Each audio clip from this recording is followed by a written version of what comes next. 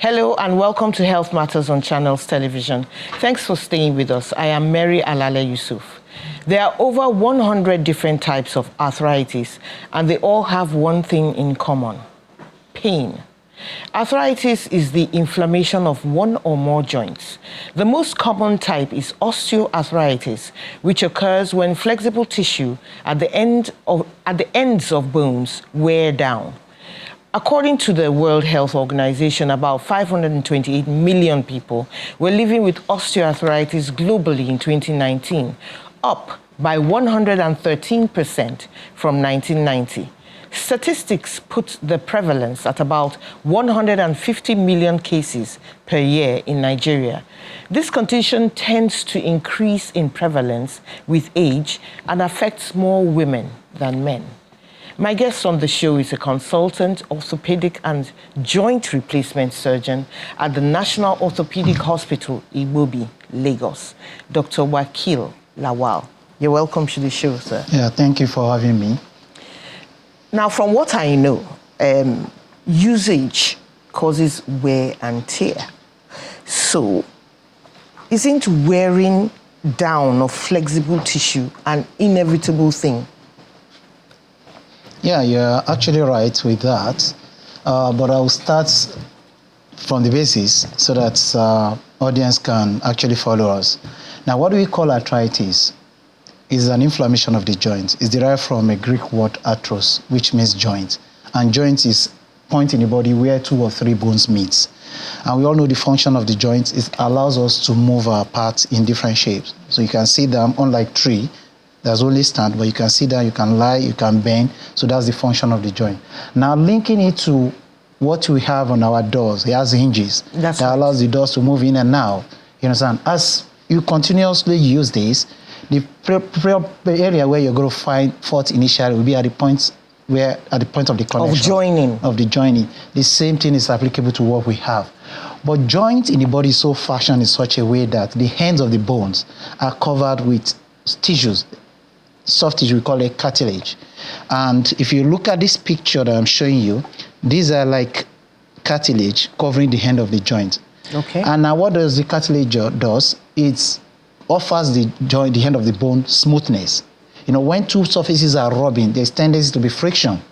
So it offers smoothness so that the movement can be with ease. Now, apart from that, it secretes some fluid we call like a lubricant. You understand? We call it synovial fluid. Mm-hmm. And the function of that fluid is just to reduce friction. Mm-hmm. It provides a lubrication on the surface so that it moves easily. Without pain. Yeah, but with use, as various tissues in the body, it ages as well. Then tissue at the end of the bone starts to wear down, or wear off as the case may be, and then the ability to secrete this synovial fluid also reduces with age. And at different areas, the bones comes into contact. Instead of not rubbing, the bone starts rubbing, and that causes great pain. What other symptoms are present with osteoarthritis besides pain? Well, the major symptoms is pain. But aside that, if you look at the joint very properly, there are some other tissues like meniscus. Now, what those tissues does is to deepen the joint surface and also create a space more so that the bone will not be rubbing. Now, as we age as well, the menisci too undergo some degeneration. So they will be thinning. They will be thinning out. So the joint loses the space that those substance confers at one point or the other. And so the joints start bending. So you could now have the patient ending up having either bow leg or K leg. Bow legs? Somebody that doesn't have bow leg from childhood. Wow. I'm talking of some people who don't have bowing from the childhood. They have a straight leg. But as a result that's why we see some old people having bowing. Apart from that, when the bone starts rubbing, one part of the bone starts eating up. You know, it dips a hole in the other part of the bone. For example, you have this part dipping a hole into the bone behind. Then this starts sinking. Okay. That starts sinking into that bone. So they develop bowing or K-leg as the disease progresses. So that's also one of the symptoms. The other symptoms that you could have is that one of the function or the characteristics of a human being is to be able to move around. That's locomotive. Be able to move from one place to the other. But because of the severe pain and the deformities it confers, so ability to move easily become affected. That's why you see them finding it very difficult to move from one point to the other. To walk. Apart from that, there are religious practices involving them bowing down, kneeling down, and squatting. They will not be able to do that. That's why they have to do everything sitting. So it affects activities of daily living generally. Life in general. So, does it affect all joints? Well, virtually all the joints in the body can Does it affect the fingers? Yeah, it does. It can affect the fingers. It's so just that writing will be a problem? Yeah, the proportionality differs because commonly it affects the weight-bearing joints. Okay. Yeah, the knee, the hip, the ankle. But we can have affectation of the smaller joint of the hand, and so it will affect the writing, even the shoulder, the elbow. So virtually any part of the body can be affected. So what's puzzling me now is that this thing happens with usage and with age, I guess. Definitely. So why are we always being told to exercise regularly?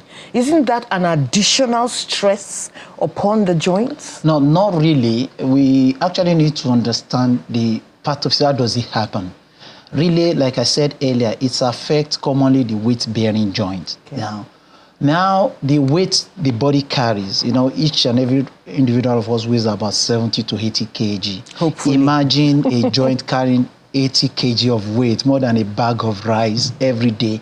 Now, the tissues within the joint serve to distribute the weight evenly so that one part of the body does not bear more than the other part. So, but when we have affectations of those joints, like when you have malalignment in such a way that somebody has bone from childhood, one part of the bone will be bearing the weight more than the other. So, if a part is bearing the entire weight more than the other, that means that part will suffer most. So, but commonly is weight-bearing joint that it's affect. So when they now ask you to be swimming and do all sorts of activities, it's just an opportunity to be moving your weight, moving your joint, but you are not loading the joint actively. Okay. Unlike when you're walking and you're carrying heavy load. But swimming is just a light exercise because if you don't move the joints too, it's a problem. The joint become adapted to the positions that you put the joint. So, but when you're swimming, it affords the joint the opportunity of experiencing movement at one point or the other. But see, you're choosing between activities now. Yeah. Walking is something that everybody has to do. Definitely. So what do we do about that? That we still have to move. It's just like, one of the factors causing osteoarthritis, age is an important factor. Yeah. We wouldn't say heart gets age. Because you don't want your heart to malfunction at old age, then you won't use the heart. Okay. You understand? So every part of the body succumbs to age. And since we don't have treatments for aging, you understand? So it's a kind of an aging process too. Virtually everybody might suffer arthritis at one point or the other in life. It's just that they come in degrees. Degrees that each and every one of us experiences differs. You understand? Some will have it very severe. Some will just experience a mild form of it. So that's why when we look at what are the predisposing factors, there are some that are modifiable ones and some are non-modifiable ones. So it's okay to do exercise? It's okay to do exercise. Why do we have more women having it than men? Yeah, so we have to understand that looking at what are the predisposing factors. Like I've said earlier, you have some that are modifiable ones, and those that are not modifiable. From what you have said, I gather that weight is one of the problems. Yes, this weight is a modifiable factors. But non-modifiable factors include the age, the gender, and then the genetics. Okay. So that's why more women experience it more than men. But you cannot modify gender. Even those that involve in transgender and some other things, genetically they are still... Genetically they are still the same gender. The same gene. So the modifiable ones are the weight. That's where weight comes in. But you can modify that in such a way that one can manage his weight, actually. Then the other one is when a child suffers small alignments from childhood, a bow leg and K leg, that's are correctable. You understand? And then if you have a significant injury, one suffers injury to the joint and is not properly managed. Like an accident. Like an accident that involves the joint, error of the joint, and if it's not properly managed, it could result in osteoarthritis. But the problem with those that are not modifiable, that suffers non-modifiable factors, is that they are experiencing their arthritis earlier than those with modifiable factors. So arthritis is actually an interaction between many factors, actually. You understand? So that's why even to have a treatment that take care of it completely is somewhat difficult. You understand? So we only manage the conditions. Okay, so according to statistics, which, I read out earlier, an increase of 113% in the space of 29 years. Yeah. What's responsible for this rise? Yeah, the advancing age. We are getting older. Oh, we are living longer. We are living longer. So the tendency is that, we said it's a disease of aging. You understand? So as more people get to old age, more people are likely going to experience it. That's just the basic fact. Are there some conditions that mimic osteoarthritis? Yeah. So that maybe you think it's osteoarthritis, but it's something else? Yeah, arthritis generally, there are many types really. But all conditions that affect joints, we eventually end up having arthritis. Oh, even if it wasn't arthritis Even if it in wasn't the beginning? Arthritis, if it's not properly managed, because it's going to destroy the cartilage. Are you talking about infections of the knee, which will ravage the cartilage? So the cartilage is the main protective tissues that is there. So the cartilage got damaged. If you have an accident, damaged part of the cartilage, it will end up having osteoarthritis. But aside that, we have some other arthritis that are not osteoarthritis. Yes, For example, we have the inflammatory arthritis, people call rheumatoid arthritis, you understand? So it's also a disease of the joint that affects basically the synovial joint in the joint. But eventually, most of the conditions that affect the joint, we eventually end up having osteoarthritis. But I take it that a person cannot just sit at home and feel some of these symptoms and say, oh, I have osteoarthritis. Yeah. The person has to go to the hospital, Definitely. Right? So how is a definitive diagnosis made? Yeah, so actually osteoarthritis is very easy to diagnose once you do X-ray of the joint. Okay. Now what we are looking at the joint is that the joint will show you clearly, depict the bones. But the soft tissues that are actually within the joints will not be obvious on the X-ray, but the gap will be preserved. Okay. So once we see that on the X-ray, the gaps has collapsed. That is one point. Then the other issue is that we are going to see some boning growth at the edges of the bone. You understand?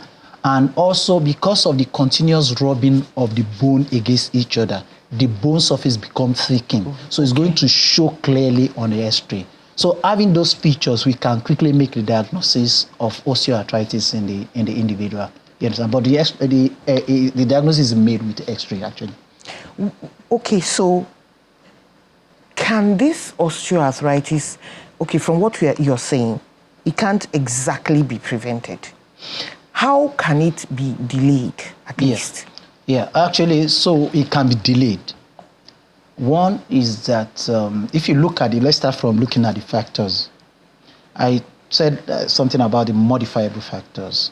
If we are seeing one of the modifying factors in an individual, we actually advise them that, okay, this situation should be corrected. For example, somebody that has a K-leg, a child that has a K-leg or bow leg, there are many things we do now to straighten the limb so that the joint, the weight bearing can be centralized and evenly distributed.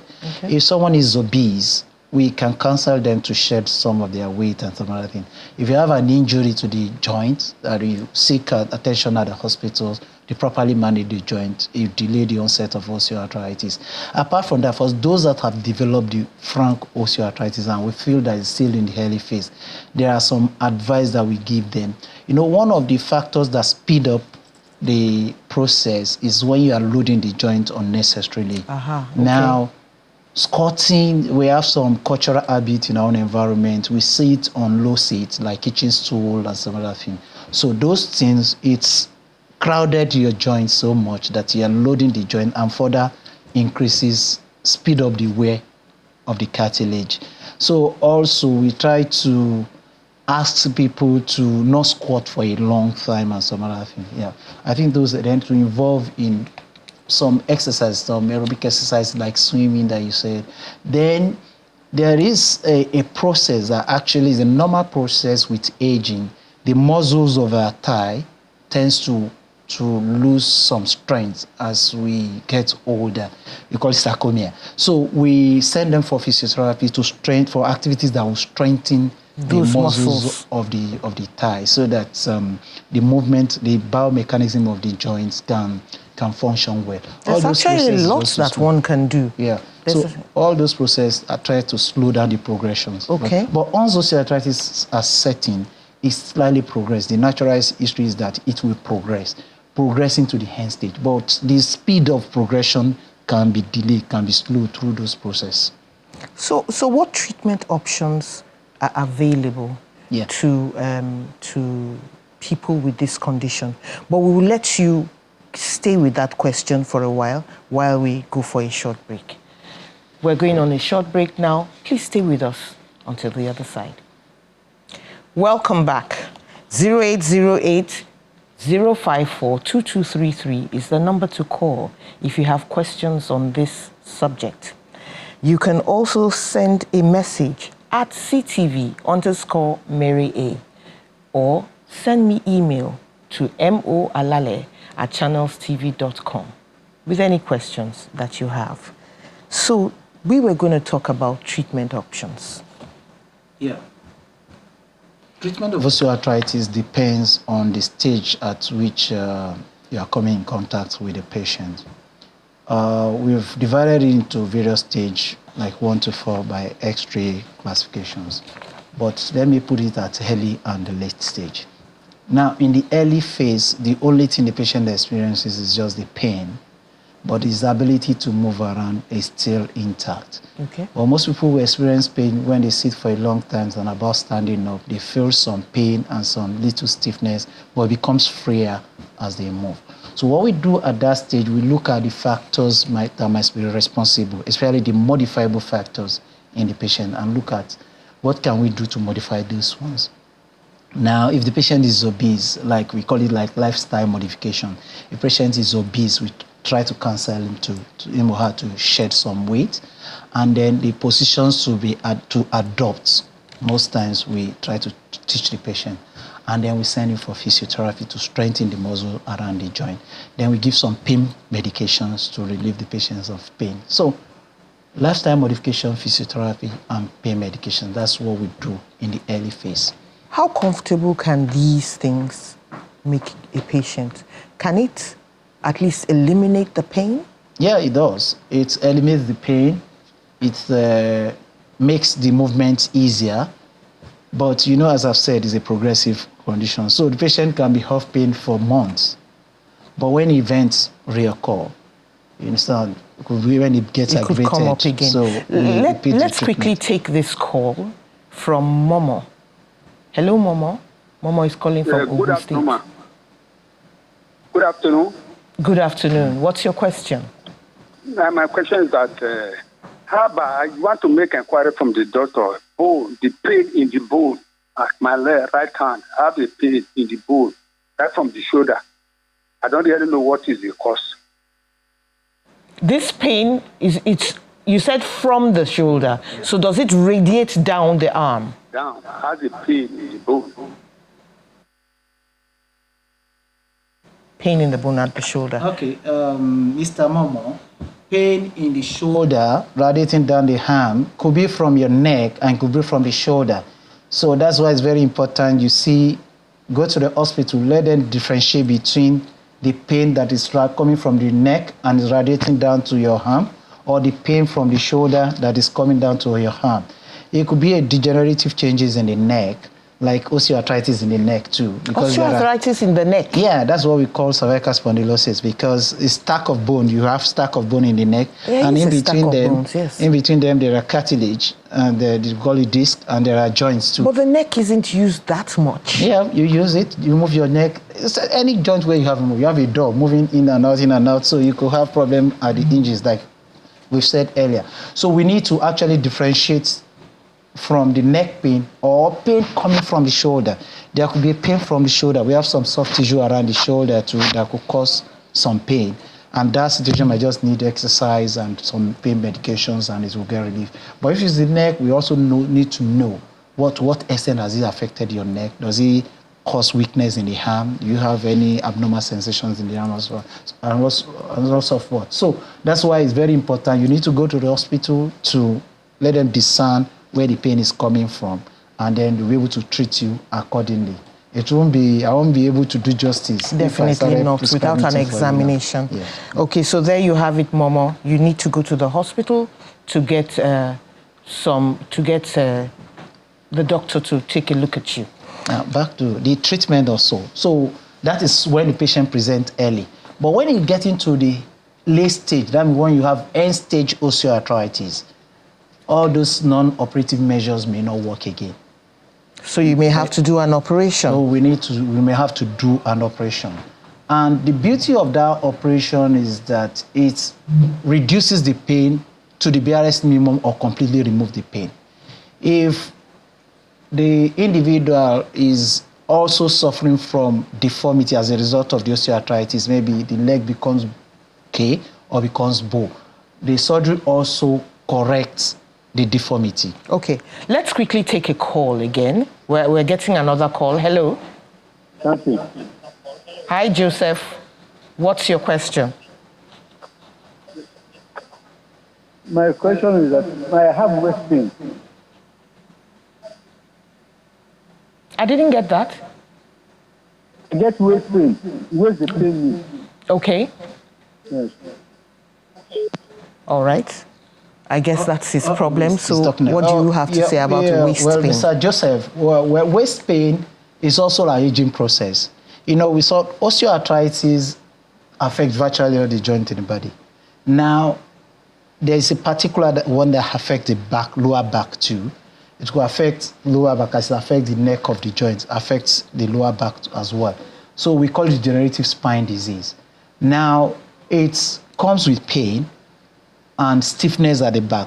Sometimes, because the nerve that supplies the limbs exits from the back, you could have pain radiating down your lower limbs. So what you're saying is that you can't exactly pinpoint sometimes where the pain is actually coming from? That's why we can do that. I mean the person suffering The person suffering it may not be able to discern where the pain is coming from. It's a deep pain, and they can only tell you they have pain either at the hip or at the back. Sometimes some of them that have pain at the back may sincerely be pain at the back. But some will tell you they have pain in the hip. You think it's the hip. If you don't examine them, you'll be able to differentiate whether the pain is coming from the back or is actually coming from their ball and socket joint in the hip. So that's why we need to actually examine them to be able to pinpoint where the pain is coming from. So let's just, in 1 minute, can you show me what you replace? Because I've heard of knee replacement therapy. Yeah. What do you replace here? Yeah. Actually, at the stage where the patient is presenting with end-stage arthritis, virtually most of the internal structures are gone. Okay. The meniscal is gone. The two meniscal. Then this one is gone. This smooth surface. The smooth surface is also gone. The surface is roughened. There could be some cavity within the joint and some other things. Then it looks like you have a structure here. Yeah. This is the muscle which fits over the knee. This is the kneecap. Okay. And this is the muscle coming from the thigh that goes over the kneecap and attach it to the bone of the leg. So it allows an individual to be able to straighten up the leg. You understand? So now, what we replace virtually is the surface of the both bones that's become roughened and also have some cavitations. Okay. So we replace that. Then there's a special plastic in between that simulates the meniscus. So it's fitting there. Then we can also do the resurfacing of the kneecap as well. The patella. Yeah. So that's why we call it total knee replacement. Yeah. Thank you so much, Doctor. You're welcome. That has been, you just broke it down to the barest minimum for us to understand. Yeah, Thanks so much for coming to the show. Thank you for having me. Thank you also, all our viewers, for being with us. We can't do this without you. Thank you, Momo and Joseph, for your wonderful questions. Have a wonderful day. I am Mary Alale Yusuf.